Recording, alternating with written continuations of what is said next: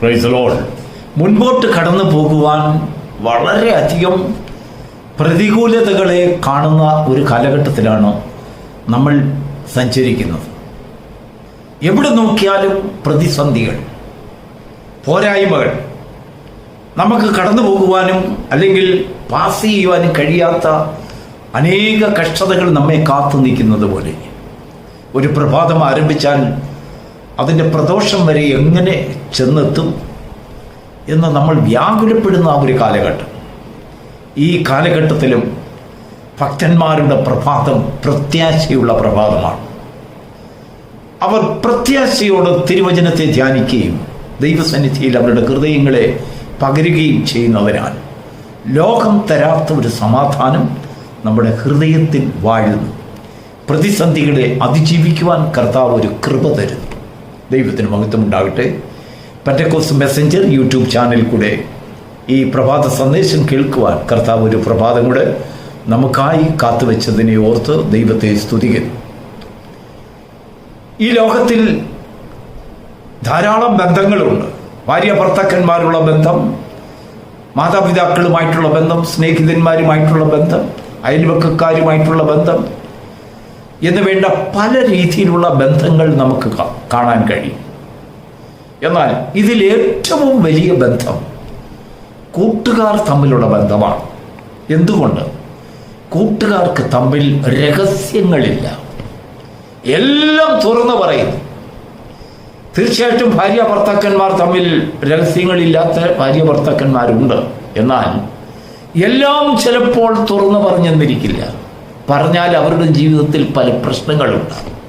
അതുകൊണ്ട് അവർ ഒതുക്കേണ്ടതൊക്കെ ഒതുക്കും, മറയ്ക്കേണ്ടതൊക്കെ മറയ്ക്കും, പറയേണ്ടതേ പറയത്തുള്ളൂ.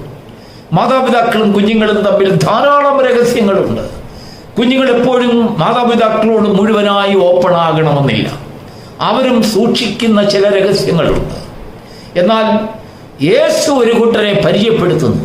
അത് മറ്റാരുമല്ല, യഥാർത്ഥ സ്നേഹിതന്മാർ. ആ സ്നേഹിതന്മാരുടെ ഗുണം എന്താണെന്ന് അറിയാമോ? ഒരിക്കൽ കർത്താവ് ശിഷ്യന്മാരോട് പറയുകയുണ്ടായി, ഇനിയും മേലാൽ ഞാൻ നിങ്ങളെ ദാസന്മാരെന്ന് വിളിക്കയില്ല.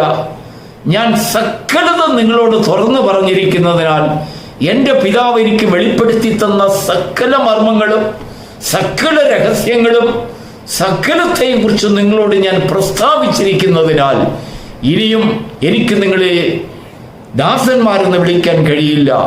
നമ്മൾ തമ്മിൽ സ്നേഹിതന്മാരാണ്. Price the Lord. യോഹന്നാന്റെ സുവിശേഷം 15-ാം അധ്യായത്തിന് 15-ാം വാക്യം.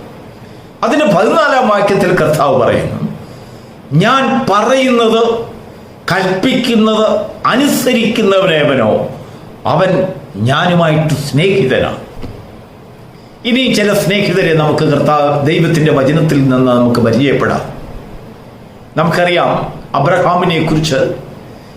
അബ്രഹാമും ദൈവവും തമ്മിൽ സ്നേഹിതരെ പോലെ ഇടപെട്ടിരുന്നു എന്ന് യാക്കോബിന്റെ ലേഖനം 2-ാം അധ്യായത്തിന്റെ 23-ാം വാക്യം.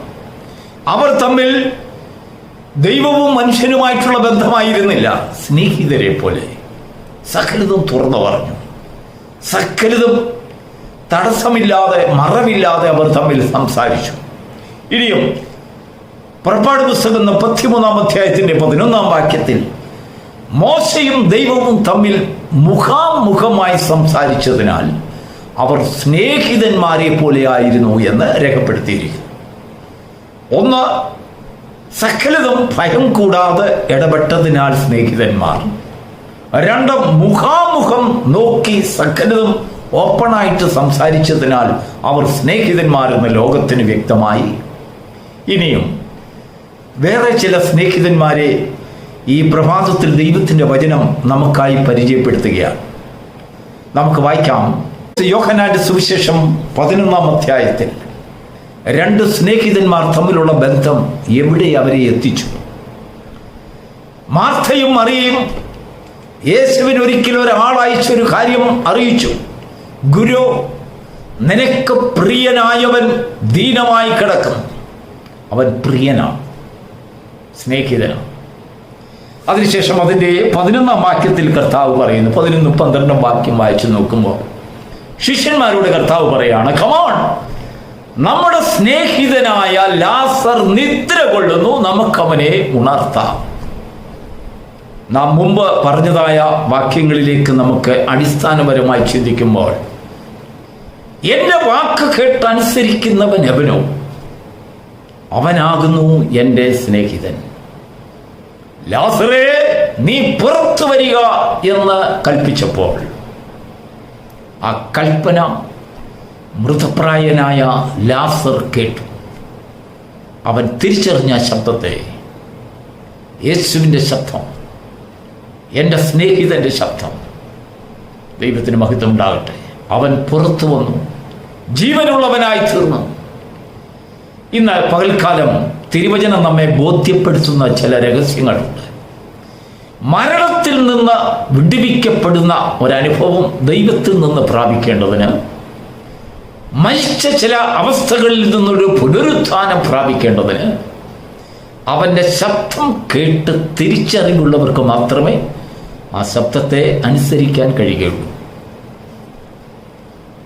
ഏതെങ്കിലും ഒരുത്തൻ ദൈവത്തിൻ്റെ ശബ്ദം കേട്ട് ഉയർത്തെഴുന്നേൽക്കണമെന്നില്ല.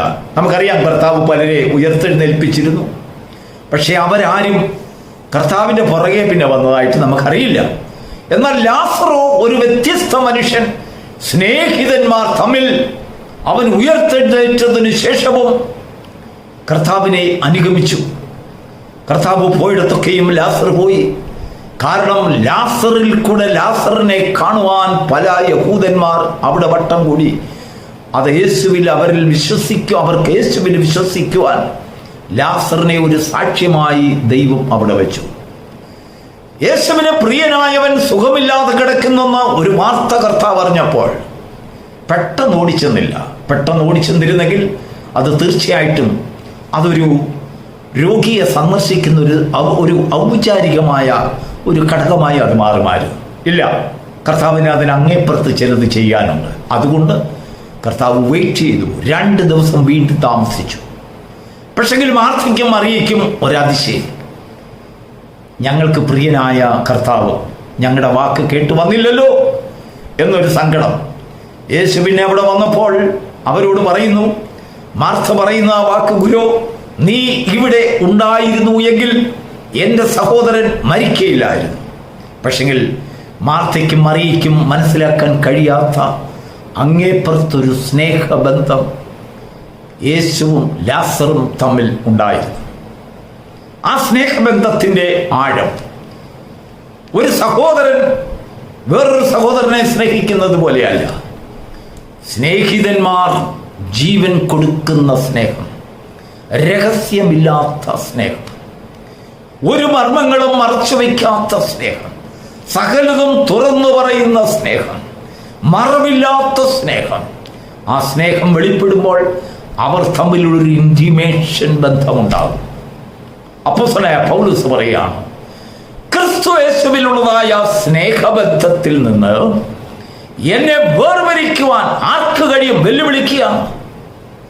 കഷ്ടതയോ പട്ടിണിയോ നഗ്നതയോ ഉപദ്രവമോ വേദനയോ രോഗമോ ബലഹീനതയോ തിരസ്കരണമോ പുറത്താക്കലോ അവജ്ഞയോ പരിഹാസമോ നിന്ദയോ എന്ത് നിങ്ങൾ പേര് പറഞ്ഞാലും ശരി, ഞാൻ അതിനങ്ങേപ്പുറത്തൊരു വില കൂടിയ ഒരു സംഗതി കാണുന്നു. അതാണ് ഞങ്ങൾ തമ്മിലുള്ളതായ സ്നേഹബന്ധം.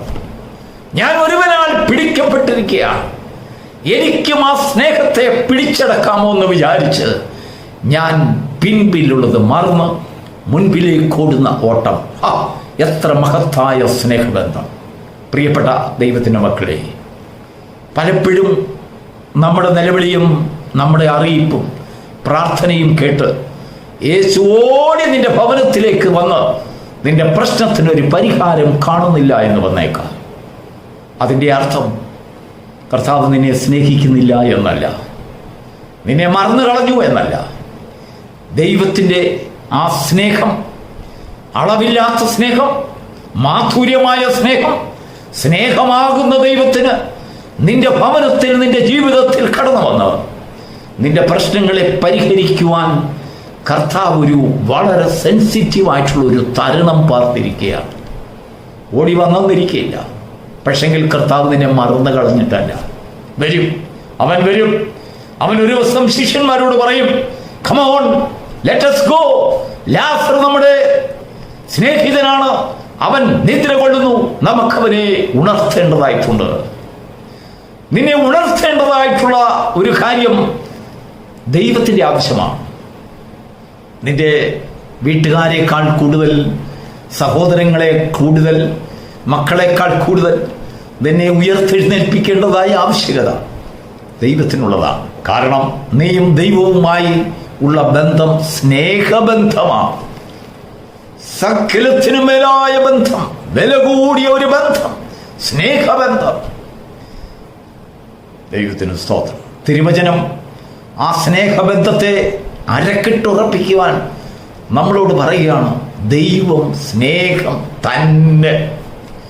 അപ്പോൾ സ്നേഹം മാത്രമാകുന്ന ആ ദൈവം നമ്മുടെ ഹൃദയത്തിൽ സ്നേഹമായി ആളത്വം കൊള്ളുമ്പോൾ നമ്മുടെ ജീവിതത്തിലും വലിയൊരു പ്രാരംഭമായി ദൈവത്തോടൊരു വലിയൊരു ബന്ധം അവനെ പിടിക്കാൻ കഴിയുമോ?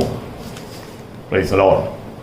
പലപ്പോഴും നമ്മുടെ ജീവിതത്തിൽ നമ്മുടെ അറിയിപ്പുകളും പ്രാർത്ഥനകളും സങ്കടങ്ങളും കണ്ട് ഓടിവരാത്ത കർത്താവിനെ, ഓടിവരാത്ത ദൈവത്തെ കണ്ട് നമ്മളും ചഞ്ചലിച്ചു നിന്നേക്കാം, ഭാരപ്പെട്ടേക്കാം, കരഞ്ഞേക്കാം, സങ്കടപ്പെട്ടേക്കാം, ആവലാദികൾ പറഞ്ഞേക്കാം. ഇല്ല, കർത്താവ് നിന്നെ മറന്നു കളഞ്ഞിട്ടില്ല. ഒരു ദിവസം ഒരു ശബ്ദം സ്വർഗത്തിലുണ്ടാകും. നമുക്ക് പോകാം, നിദ്ര കൊള്ളുന്നവനെ ഉയർത്തെഴുന്നേൽപ്പിക്കാം. Praise the lord. ശിഷ്യന്മാർക്ക് പോലും മനസ്സിലാകാത്ത ബന്ധം, ആ സ്നേഹത്തിന്റെ ബന്ധം. നിങ്ങൾ ഇനിയും എനിക്ക് ദാസന്മാരല്ല സ്നേഹിതന്മാരെന്ന് പറഞ്ഞപ്പോൾ ആ സ്നേഹബന്ധത്തിന്റെ ആഴത്തെ മനസ്സിലാക്കുവാൻ ശിഷ്യന്മാർക്ക് കഴിഞ്ഞില്ല. എങ്കിലും ലാസറിന്റെ ഭവനത്തിൽ നടന്ന അത്ഭുതം കണ്ടപ്പോൾ ഇതാണ് തീർച്ചയായിട്ടും ഒരു സ്നേഹബന്ധം. ആ സ്നേഹിതന് വേണ്ടി ജീവൻ കൊടുക്കുവാൻ അപ്പോസ്തലന്മാർ അവരുടെ ജീവിതത്തെ ഒഴിഞ്ഞു വെച്ചു. ഓരോരുത്തരായി അവരുടെ തലയെ ഛേദിച്ചാലും ശരി, ക്രൂശിക്കപ്പെട്ടിരുന്നാലും ശരി, വാളാൽ മരിക്കപ്പെടേണ്ടി വന്നിരുന്നാലും ശരി, ഈർച്ചവാളിനാൽ അവർ മരിക്കപ്പെടേണ്ടി വന്നിരുന്നാലും ശരി, അഗ്നിയിൽ എറിയപ്പെടേണ്ടി വന്നിരുന്നാലും ശരി, തിളച്ച എണ്ണയിൽ എറിയപ്പെട്ടിരുന്നാലും ശരി, അവർ എന്തിനും തയ്യാറായി നിൽക്കുകയാണ്. കാരണം അവരുടെ സ്നേഹിതനോടുള്ളതായ സ്നേഹബന്ധം. പ്രിയരെ, നാമും കർത്താവുമായിട്ട് അങ്ങനെ ഒരു സ്നേഹബന്ധത്തിൽ വരുമ്പോൾ പൗലോസിനെ പോലെ നാം നാൽക്കവലുകളിലും നമ്മുടെ ഭവനത്തിന് മുൻപിലും നമ്മുടെ എതിരാളികളുടെ മുൻപിലും നമ്മുടെ ശത്രുക്കളുടെ മുമ്പിലും നമ്മൾ നിന്ന് വാതുകെട്ടി സംസാരിക്കും, ഈ ക്രിസ്തുവിന്റെ സ്നേഹത്തിൽ നിന്ന് എന്നെ വേർപിരിക്കുന്നതാണ്. Price the Lord. ആ നിന്റെ ആ വെല്ലുവിളി കേട്ടുകൊണ്ട് അടങ്ങിയിരിക്കുന്ന ഒരു സ്ഥലമല്ല സ്വർഗം. സ്വർഗം ഉണരും, അവൻ നിനക്ക് വേണ്ടി എഴുന്നേൽക്കും. നിന്നെ തിരിച്ചെടുത്ത് കൊണ്ടുവരേണ്ടതായ ഒരു ആവശ്യകത സ്വർഗത്തിന്റെ ആവശ്യമാണ്. ഉയർത്തെഴുന്നേൽപ്പിക്കേണ്ടത് അത് സ്വർഗത്തിന്റെ കടപ്പാടാണ്. എന്നാൽ സ്നേഹിക്കേണ്ടത് നിന്റെ വിശ്വസ്തതയാണ്. ദൈവത്തെ സ്നേഹിപ്പാൻ, ആഴമേറിയ സ്നേഹത്തെ കാണുവാൻ, ആ ദൈവത്തിന്റെ സ്നേഹത്തിനെ കലിഞ്ഞു ചേരുവാൻ കാണാം. ഈ പ്രഭാതം നിന്നെ സഹായിക്കുമാറാകട്ടെ.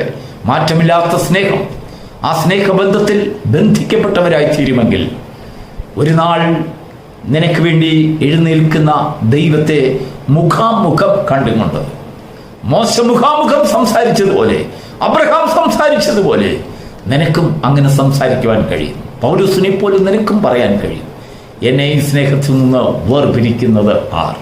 God bless you.